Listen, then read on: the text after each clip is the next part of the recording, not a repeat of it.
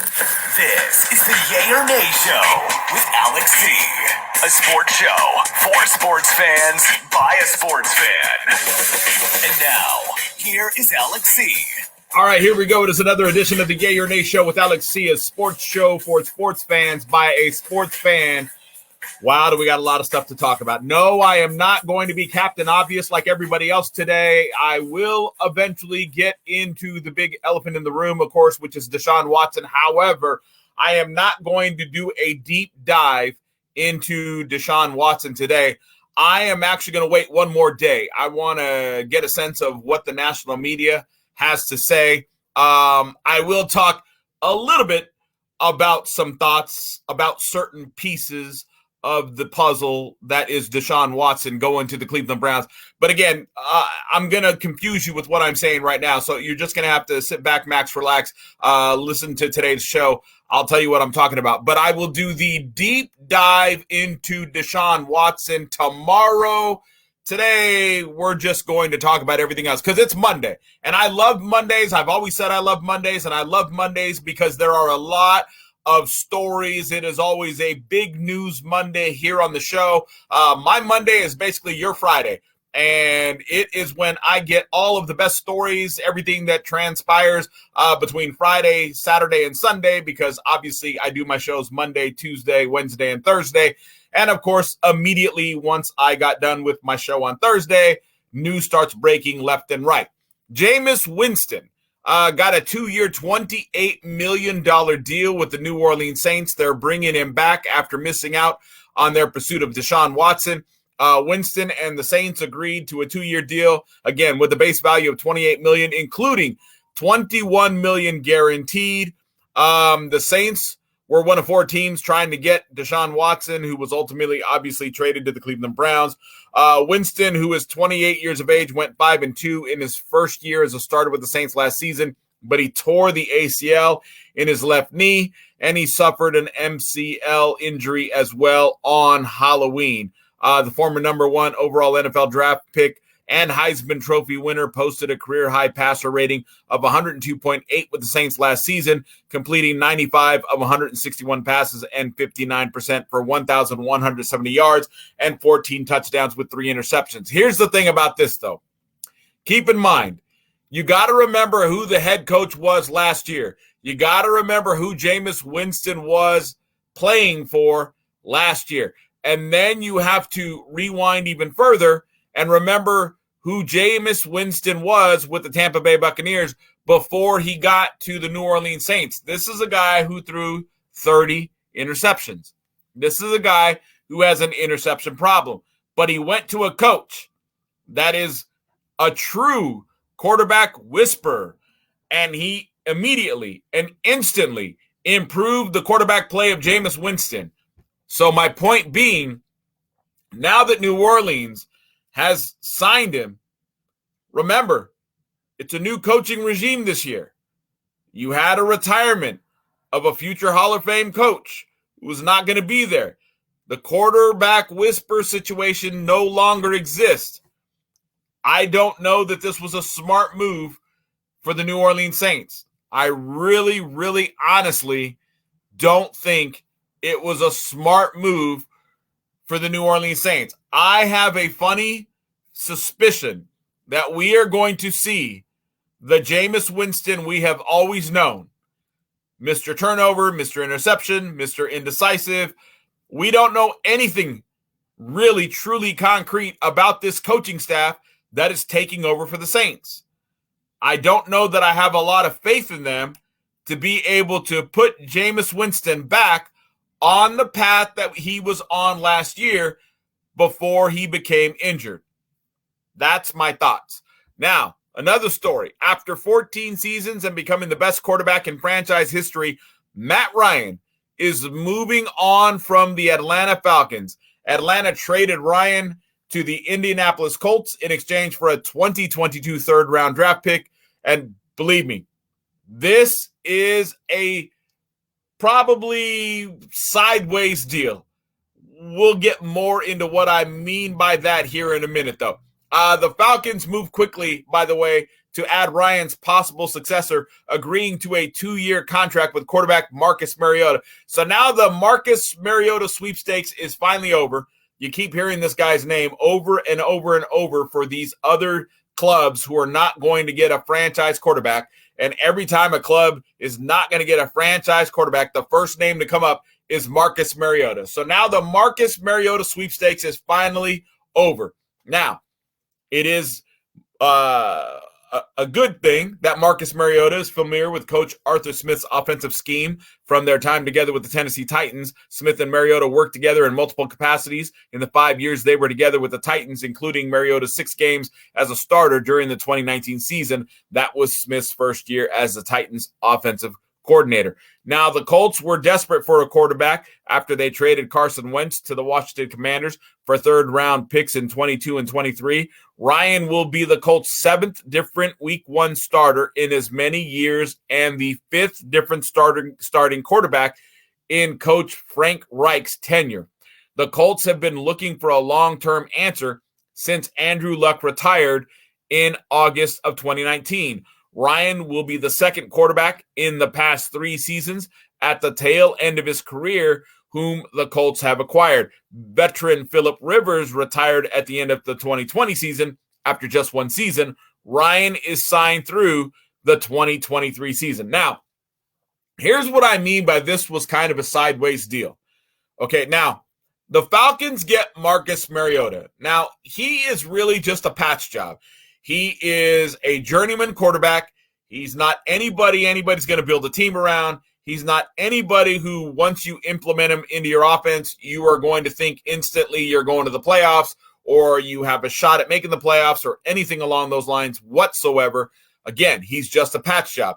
So you got the Falcons who are basically in rebuild mode. And let's face it, let's be honest, they have been in rebuild mode for a while, which is why one of the deals that they made today that we're going to be talking about really doesn't make a whole lot of sense to me either, but we'll get into that in a minute.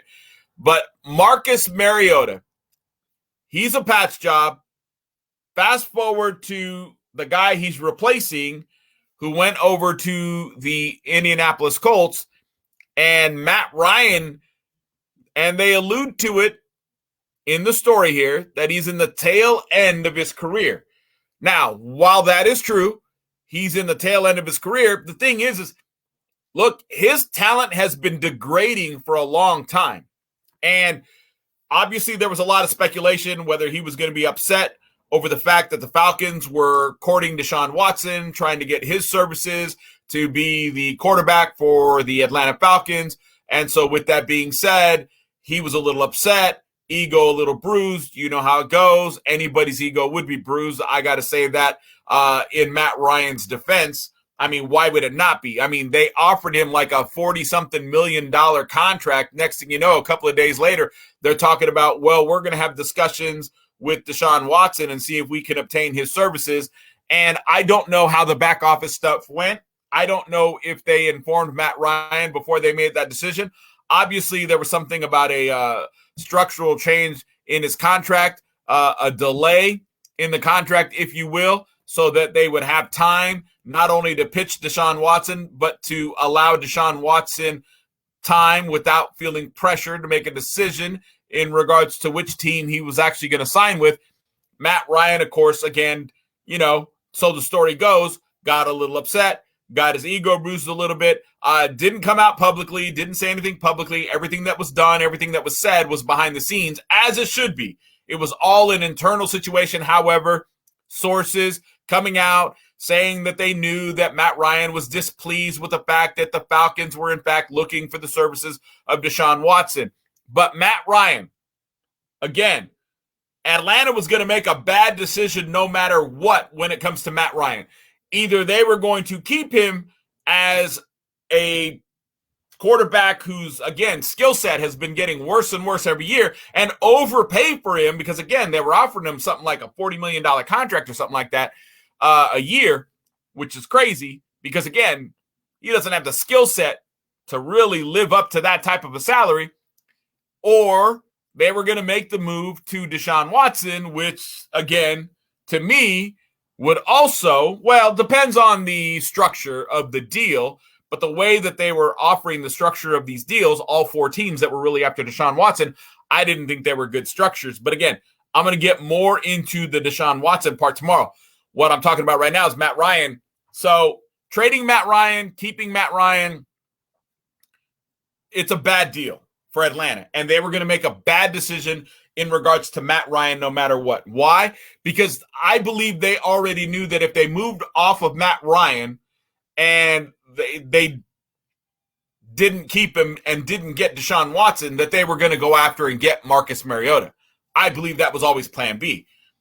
Because my thoughts are they knew that if they upset Matt Ryan by going after Deshaun Watson, and if Matt Ryan was going to demand getting traded or being released or whatever the case may be, that they would then make the move to get Marcus Mariota. So again, bad move after bad move, because again, if you keep Matt Ryan, you were going to overpay for him.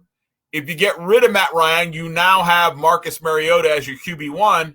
Both moves for the Atlanta Falcons are bad moves. Now, had they got Deshaun Watson, that would have been great. But my point is this. They were never really in the running for Deshaun Watson. A losing organization in a rebuild. Why would Deshaun Watson choose you? He's got no shot at the playoffs. He's got no shot at making bonus money because he doesn't have number one wide receivers. He doesn't have a running room to get that offense moving and scoring and getting him the stats he would need to make bonus. So you don't have anything to offer him.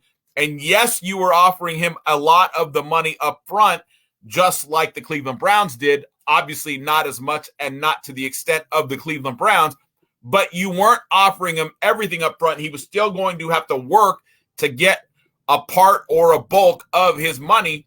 So why would he go somewhere with no wide receiver room, no offense in order to get the stats to be able to get the bonuses? Why is he going to do that? He wants to win a Super Bowl. He wants to go to the playoffs. The Atlanta Falcons are nobody to talk about when it's the playoffs or Super Bowl conversation. So they were never really in the running. So them throwing their hat in the ring was a bad move. You've had a lot of free agent moves already, and a lot of them solidified and done. There's not a lot of room left, even if you would add a franchise quarterback. It's not like you could turn around and go get a bunch of free agents and go all in like the Rams, like the Browns, or like anybody else. You wouldn't be able to do that. You don't have the availability of potential roster there. You don't have the free agents available to make it happen. So you were never really in the running. And if the Atlanta Falcons thought they were, in fact, actually in the running, they were delusional, obviously. So Atlanta is just bad decision after bad decision after bad decision. That's my point. Bad decision number one, going after Deshaun Watson. Should have never done it. You were never going to be in the running. You're in a rebuild. There's no way the guy is going to come to a team for a rebuild. Number two, you were going to have to overpay for Deshaun Watson to get his services. Whoever got his services was going to have to overpay to obtain his services. Why would Atlanta overpay when they're in a rebuild? And they're going to have to figure out how to get some money to pay some people free agent-wise to join this team to make this team good immediately. And again, for as far as this upcoming season goes, you don't have free agents available. So Deshaun Watson, going after him, chasing him was a bad decision. Because why? Because now you're going to trigger Matt Ryan. However, again, maybe that was part of what they were trying to do. Maybe they were trying to do it in a, nonchalant way. Make Matt Ryan upset, make Matt Ryan want to leave, go get Marcus Mariota, and now Atlanta can go in full-blown rebuild mode, save some money, make some money, and go into rebuild mode, wait till next year's draft class where supposedly, allegedly, it's going to be a good quarterback draft class. So maybe that was their plan all along. Maybe they just went, the long road to make all this happen. It's possible. It's possible.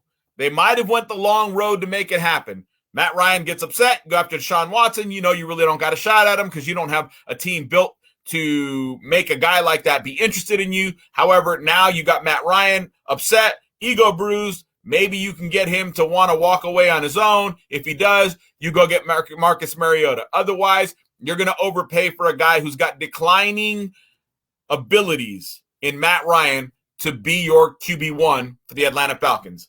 So I think they saw that, and they saw a way to get out of it without having to get into a fight, without having to have a conversation with Matt Ryan they didn't want to have.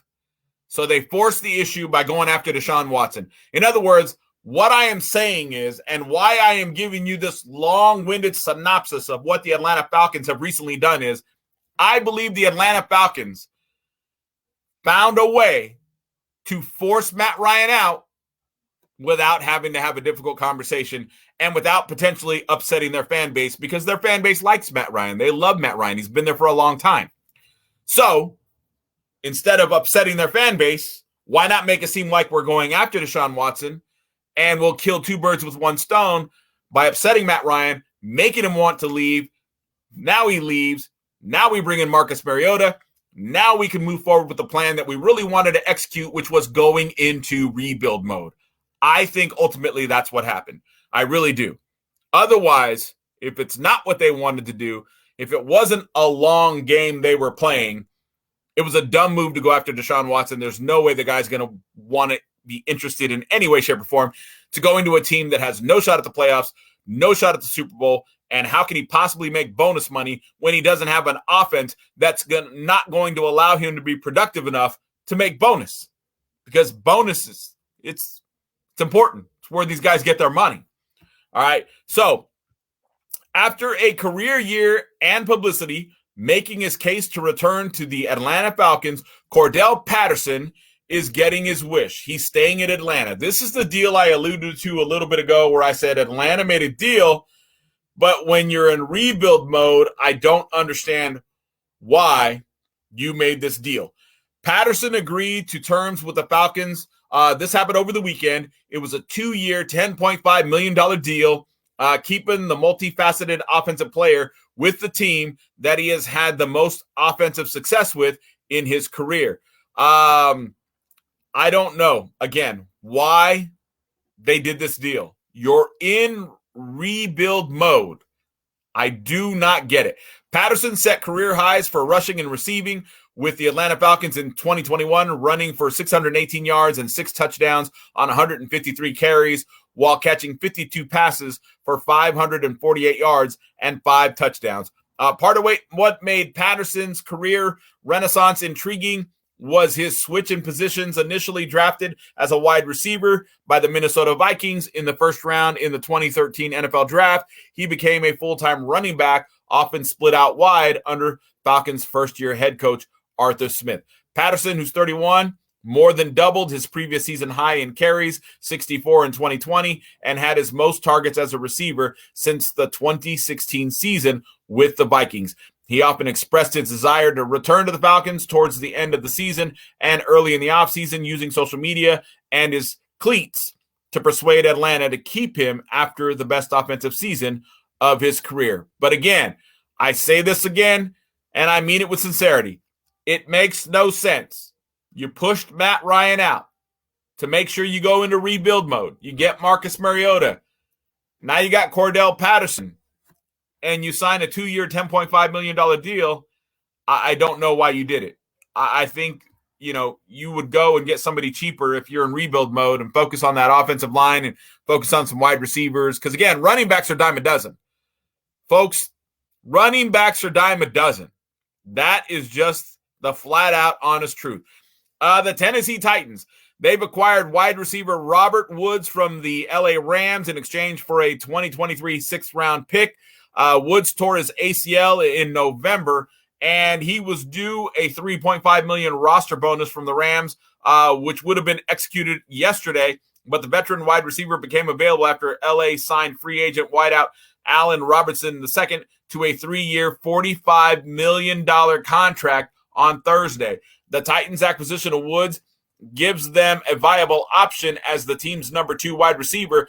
Tennessee released Julio Jones on Wednesday with a post-June 1st designation. The move saved the Titans $9.5 million in the cap space, and Woods holds a $13.5 million salary cap hit in 2022. He signed a 4-year, $65 million contract with the Rams in 2020.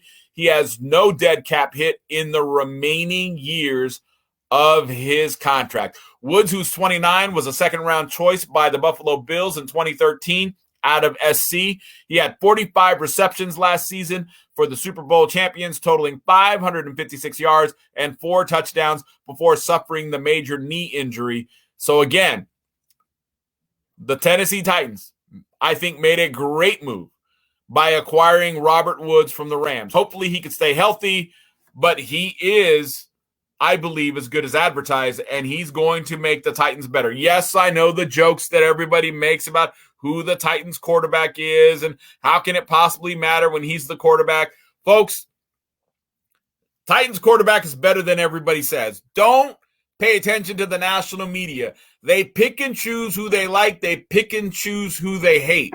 That's what they love to do. The good news is, more often than not, the national media gets it wrong anyways. That is just the bottom line truth. The Rams and Matthew Stafford have reached an agreement on a 4-year deal, $160 million extension, by the way, that includes $135 million guaranteed and should allow the veteran quarterback to finish his career in L.A.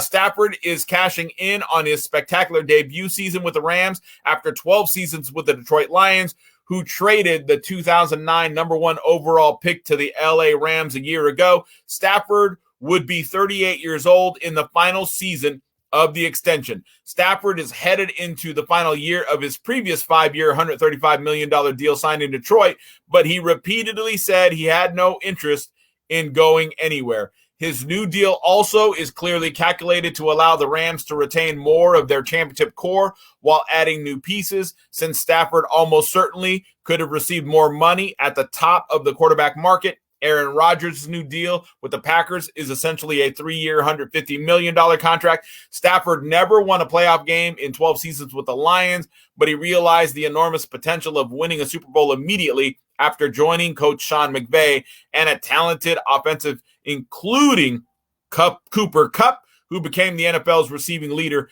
in the first year of their partnership. So again, Matthew Stafford is now locked up with the LA Rams. Now, moving over to Major League Baseball really quickly, Trevor Story and the Boston Red Sox have agreed to a 6-year, $140 million contract. The deal includes an opt-out after the 4th season.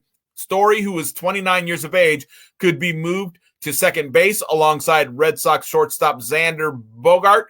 At the major league level, Story has never played a position other than shortstop, where he ranked among the major's best in 2019 with plus 18 outs above average and was a National League Gold Glove finalist. Bogarts, the Red Sox primary shortstop for the past 7 seasons, said Sunday that it would be great to have Story join the Red Sox, calling him one of my top 5 shortstops that I like, but Bogarts added that the move doesn't make him worry about his position. I play baseball.